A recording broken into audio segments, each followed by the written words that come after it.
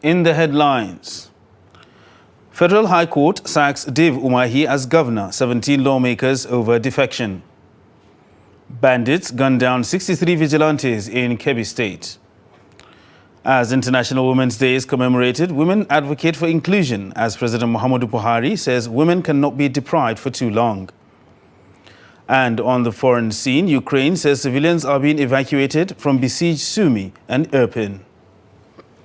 Hello and welcome to Trust TV News Update. I am Ibrahim Yusuf.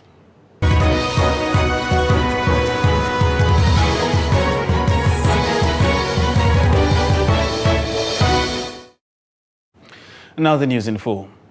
A Federal High Court sitting in Abuja on Tuesday sacked Dave Umahi as governor of Ebonyi State and his deputy, Eric Igwe, along with 17 members of the Ebonyi State House of Assembly, following their defection from the People's Democratic Party, PDP, to the ruling All Progressive Congress, APC. The court, in a judgment delivered by Justice Inyang Ekwo, which followed a suit the PDP lodged before the court, held that the votes Governor Umahi secured during the March 9, 2019 governorship election in Ebonyi State belonged to the PDP and same could not be legally transferred to the APC. The counsels to both parties and Ebonyi State Commissioner for Information speak on the issue. Especially in view of the judgment which was derived under the judgment of the Supreme Court in Wadan, Beto, Maleke, and INEC, we show that votes belong to political parties and not to the candidates. Now with that, nobody who defects to a minority party can expect to remain. I think this judgment has gone back. Governor or deputy governor. So, is the court making a judgment different from that of the Supreme Court? It is obvious. All the issues we raised were targeted, and that of the plaintiff had abode even this type of judgment. Of course, it goes to no issue. We're certainly going to appeal. I want also to talk to you about the issue of the House. 1091 subparagraph G. It said, and that is the provision of the Constitution, that the House, defection is handled in the House. You table it before the Speaker. So, there is no evidence that this matter of defection of the House members were ever tabled before the House of Assembly. That is the provision of the Constitution. No court can go against the provision of the Constitution. The Constitution said you table the House, the defection before the Speaker, and when the Speaker evaluates it, he brings it to the House, and where it is proved, then the person will be denied of his membership. Is that the case here? We made it copious that there was no evidence that this matter was tabled before the House. The court thinking of taking a judicial notice of who is the Speaker was not a matter before the court. So the court cannot, without us addressing it, raise the issue of judicial notice of who is the Speaker. That was not the case of the plaintiff. So I think the pedestal is the Constitution. The Constitution didn't make any provision for defection of a governor. And so, trying to read anything outside the Constitution doesn't help the matter. The Federal High Court did rely on the provisions in the Electoral Act that relate to pre-election and election matters. Even stating the case of Amechi shows that this is a clear case of an error in law. Like the council has said, we are going to challenge this in the Court of Appeal. But let me mention that a court of coordinate jurisdiction, the State High Court, had made a pronouncement on this matter, saying that the Constitution has no provision for defection, or has not made it an offense for a governor to defect from a party to the other. And I'm surprised that the Federal High Court here did not cite any provision of the Constitution. Instead cited provisions of the Electoral Act that have to do with the pre-election and election matters. And I want to say that even INEC pronouncing winners of an election would say a candidate has won, not a party has won. It would rather say a candidate of a party. So the emphasis is on the candidate. And let me mention that the moment that you have been sworn in, you are no longer a candidate. And so the issues of the pre-election matters and electoral matters cannot apply. You don't say a governor, you're a governor not for a political party. You're a governor for the state or the nation as it were. So we have a lot of choices.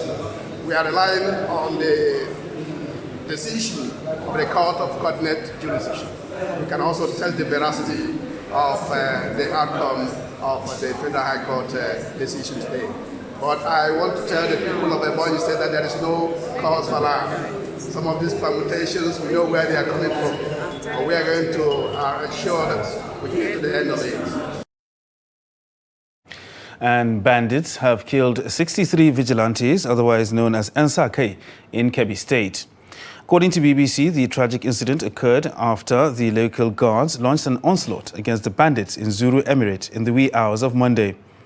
The bandits were reportedly said to have hidden on trees along the road leading to their dens and opened fire after the vigilantes were trapped in the middle of their attackers. The Nsake hail from various towns and villages of the emirate. Meanwhile, the authorities are yet to react on the tragic incident. Meanwhile, St. John's Catholic Church in Kodenda area of Kaduna South Local Government area of Kaduna State has been attacked by bandits in the early hours of Tuesday. The bandits abducted the parish priest, Reverend Father Joseph Akete, during the attack, while his security guard, identified as Luca, was killed. Reports say the incident sent many residents into confusion as they heard sound of gunshots. According to reports, a woman and her 2 children were also abducted together with the priest. There is heavy presence of security operatives at the Ganifawimi Park in Ojota, Lagos, where some youth proposed to protest for the slain Bamise Ayamwole. The Lagos State Police Command on Monday confirmed the death of Bamise, who went missing after boarding a BRT bus on February 26th. Following the outrage that trailed her death, some youth vowed to embark on a protest on Tuesday. In a flyer shared on Twitter, the youth vowed to storm the Secretariat in Alausa, Ikeja, and all BRT terminals in Lagos State. The House of Representatives has reversed itself on 3 gender-related bills that failed to pass in the ongoing amendments to the 1999 Constitution. The Speaker, Femi Gbajabiamila, called for a rescission of the votes of the affected bills after the lawmakers held an executive session on Tuesday. While there are 6 gender bills, those to be revised are the Bill 36 to expand the scope of citizenship by registration, Bill 37 to provide for affirmative action for women in political party administration, and Bill 38 to provide criteria for qualification to become an indigene of a state in Nigeria. While those dropped are Bill 35 to provide for a special seat for women in the National and State Houses of Assembly, Bill 68 to give women a quota in the federal and state executive councils for ministerial and commissionership seats. Gbajabiamila noted that the 3 bills will be included in the second batch of amendment bills to be considered in about 4 weeks' time.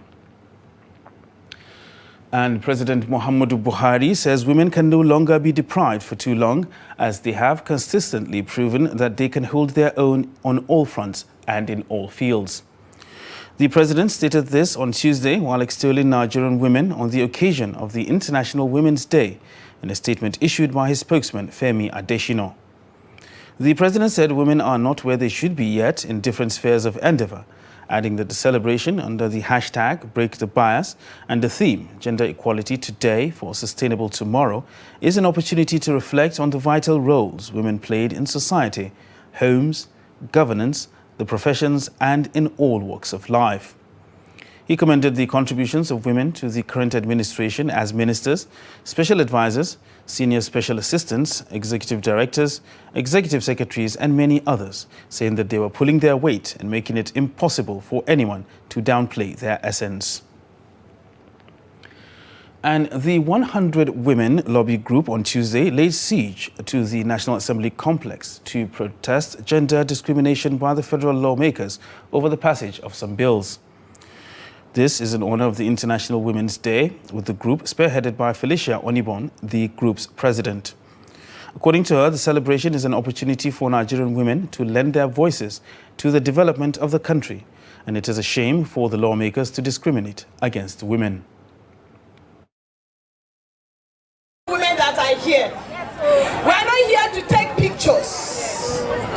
We are here to express our deep sense of pain. We are here to express our disappointments. We are here to register that we are not satisfied with the quality of leaders that we elected to represent us. People that are speaking against their own selves.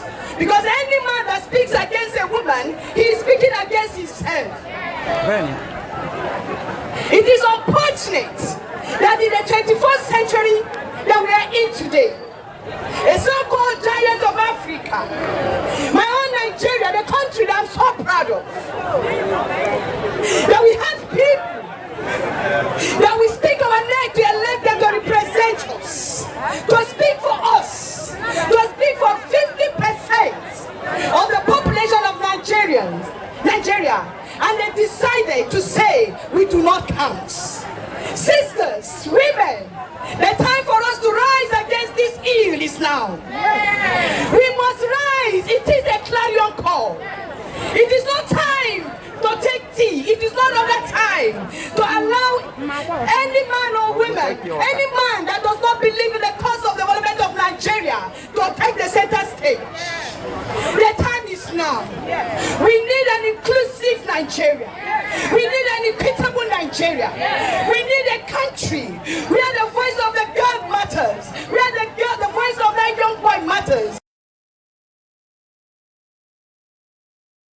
And to celebrate this year's International Women's Day, the Center for Transparency and Advocacy has advocated for the inclusion of women in Nigeria's decision-making process. The Executive Director of the non-governmental organization, Faith Mwadishi, highlighted this on Trust TV's morning show, Daybreak. That some of these stereotypes come from our background and from our culture. It also stems from the fact that for a very long time, women have been seen to be the weaker sex. But I keep saying that when you say a woman is a weaker sex, it does not mean that she does not have the capacity to take on the hard things in society. The fact that a woman was created to be a helpmate to a man means that a woman is created of a more superior material. That's my argument from my point of view, from being a civil engineer. Because if you have a defect in a building or in any structure and you want to work on that structure, what you do is that you look for a material of a higher tensile strength to be able to bear that other defective structure. If you take a structure or a material that is of a lower tensile strength to support that structure, the original structure will collapse and destroy the help that it's getting. And so that's the way I want us to think about it. If we have men thinking about it that way, to say this is a support for what you're doing, bringing all of that, sitting on the table, we won't have all of these issues. So for me, the strategy is let's start training our boy child to understand that there is a space for everybody on the table, depending on the capacities that you have and the information that you have, to make it a collective, to make it a whole. Because if you continue to sit down and make laws for everybody in the society, leaving out certain persons in the society, implementation becomes a problem. You're watching Trust TV News Update. Coming up after the break, praise singers gone broke. Listen more after the break. Do stay with us. I am a woman. I need a voice. A voice to change the world. Making it a better place. Stand up. Stand up. Stand up. Stand up. Stand up. To secure the future, stand up. As we celebrate this year's International Women's Day, we demand gender equality today for a sustainable tomorrow.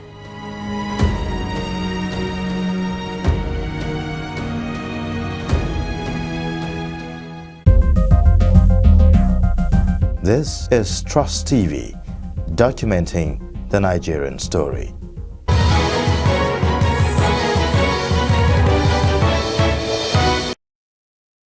Welcome back. You're still watching Trust TV News Update. Now look at our top stories.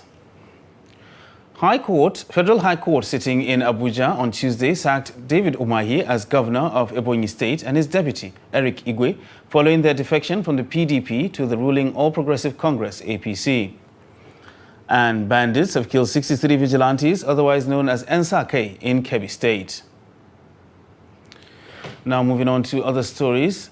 Nigeria Center for Disease Control, NCDC, says 2 cases of COVID-19 were recorded in the country on Monday. Data from the NCDC showed that 7 persons were discharged after they recovered from the infection, while for the 17th day in a row, no death was reported. With the new cases, Nigeria now has recorded 254,659 infections, 249,206 recoveries, and 3,142 fatalities. Now, for generations, Palan's trumpeters, drummers, and praise singers have been adding color and glamour to traditional institutions. They also entertain royals and visitors to the palaces in northern Nigeria. However, there are fears that the practice will come to extinction, with some trumpeters and drummers left neglected by traditional institutions. Trust TV's Ibrahim Ismail has a chance meeting with a trumpeter in Gombe and speaks on the reality they face. The job of these trumpeters and drummers is to entertain royal figures, the emir and his cabinet, as well as the palace guests.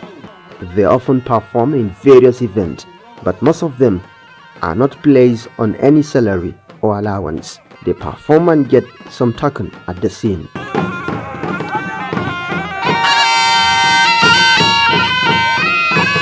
Salisu Adamu is the leader of this group. He has been in the job since he was a teenager.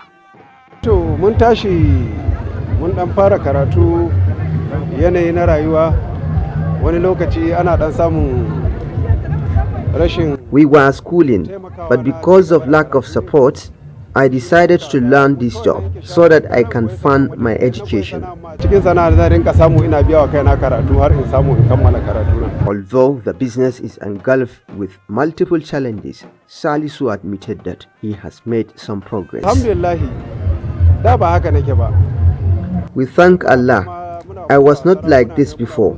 We entertained the emirs, from one emir to the other, or even at one palace. We made some progress in life, though we aren't rich.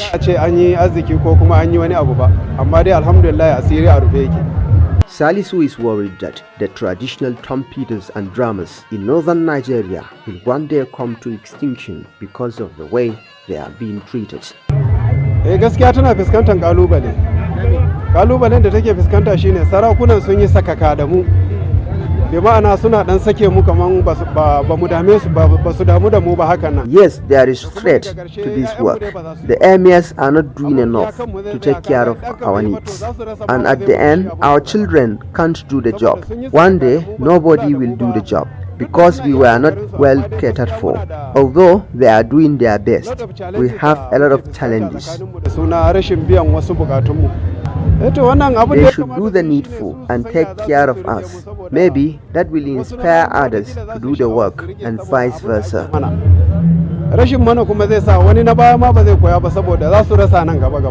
The hope of these drummers and trumpeters is for the traditional institutions in northern Nigeria to take a step toward improving their plight to preserve the tradition. From Gombe, Ibrahim Ismail reporting for Trust TV.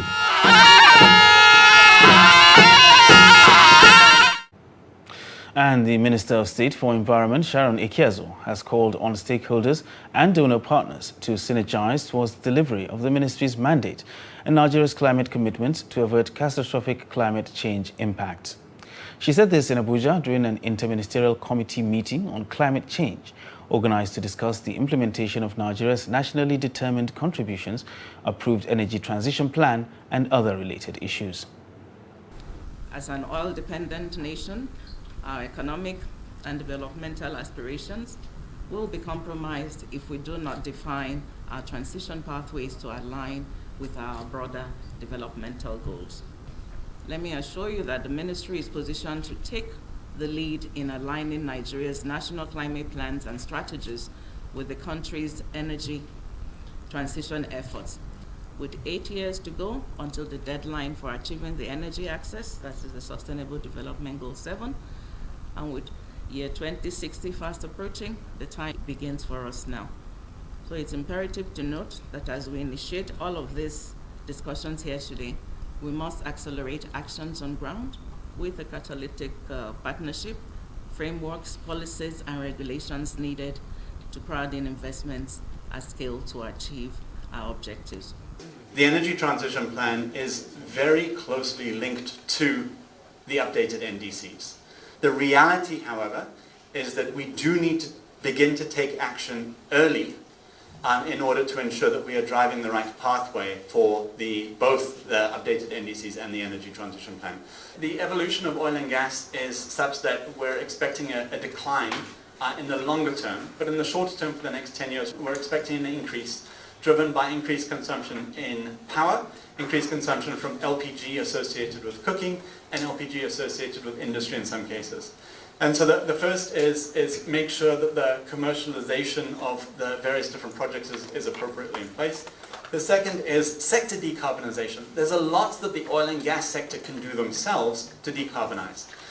Reducing flaring, improving the way gas is used in the actual production of oil, improving or reducing gas losses associated with the full value chain. There's a significant amount of carbon reduction that can come from the oil and gas industry itself, even in the production of oil and gas. And the price of automotive gas oil, also known as diesel, has hit 625 naira per litre in some fuel stations. The new development is 4% higher than the 540 naira per litre it sold last week, and about a 30% increase in the past 2 weeks. Reports say the ex-depot price crossed over 500 naira per litre, causing fuel stations to adjust their pump prices to current realities. And on the foreign scene, Ukraine has confirmed the first batch of civilians are being evacuated after Russia opened humanitarian corridors to evacuate civilians from the capital Kyiv, as well as Sumy, Kharkiv and Mariupol. Russia's UN envoy has announced a ceasefire for Tuesday, saying Ukrainians can choose where they want to be evacuated to. Nebenzia's announcement at the United Nations Security Council on Monday comes after Ukraine rejected an earlier Russian plan that proposed evacuation routes mostly to Russia and its ally Belarus. Ukrainian President Volodymyr Zelensky earlier accused Russia of reneging on previous escape route agreements and trying to stop people by planting explosives on roads. And that wraps up Trust TV News Update for this hour. Don't forget, you can subscribe and follow us across all our social media platforms. I am Ibrahim Yusuf. Thanks for watching.